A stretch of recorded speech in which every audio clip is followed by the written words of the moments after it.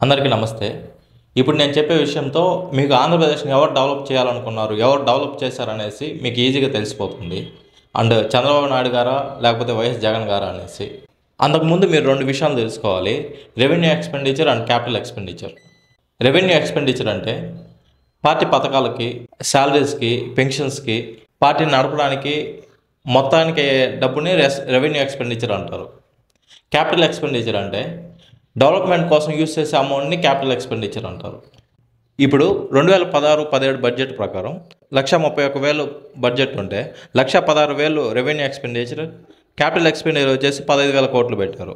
అంటే 11% మాత్రమే డెవలప్మెంట్ కోసం యూజ్ చేశారు. 2017-18లో 1,37,000 కోట్లు బడ్జెట్ ఉంటే 1,21,000 కోట్లు రెవెన్యూకి, 13,000 కోట్లు క్యాపిటల్కి పెట్టారు. 2018-19లో 1,50,000 కోట్లు బడ్జెట్ ఉంటే 1,28,000 కోట్లు బడ్జెట్ రెవెన్యూకి, 19,000 కోట్లు క్యాపిటల్కి పెట్టారు. 2019-20లో 1,55,000 కోట్లు బడ్జెట్ ఉంటే 1,37,000 కోట్లు రెవెన్యూకి, 12,000 కోట్లు క్యాపిటల్కి పెట్టారు. 2021-22లో 1,77,000 కోట్లు బడ్జెట్ ఉంటే 1,59,000 కోట్లు రెవెన్యూకి పెట్టి 16,000 కోట్లు క్యాపిటల్కి పెట్టారు.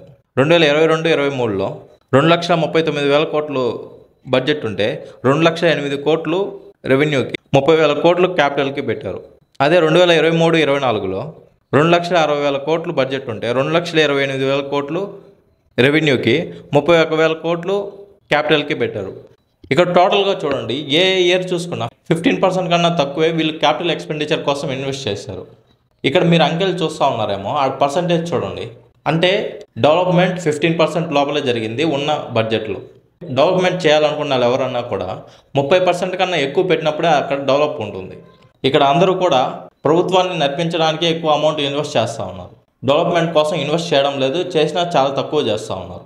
దీన్ని బట్టి మీరు చెప్పండి, ఎవరు నిజంగా డెవలప్ చేయాలనుకున్నారు?